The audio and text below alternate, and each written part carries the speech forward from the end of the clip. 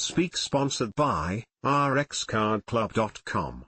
Get a free prescription drug card and save up to 85% on prescription drugs.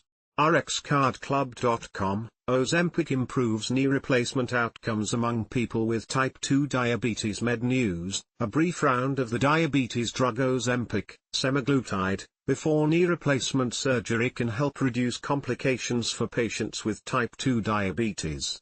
Patients who took semaglutide for at least 2 to 3 months prior to surgery had a 55 to 72% lower risk of serious complications like infection, blood clots, and heart problems. Even less than a month of semaglutide treatment reduced the risk of minor complications like wound issues, bleeding, and pneumonia by 73 to 84%. Semaglutide may help by stabilizing blood sugar, promoting weight loss, and reducing inflammation in these patients. The findings suggest preoperative optimization with semaglutide and collaboration between specialists can improve outcomes for diabetic patients undergoing joint replacement. RxCardClub.com.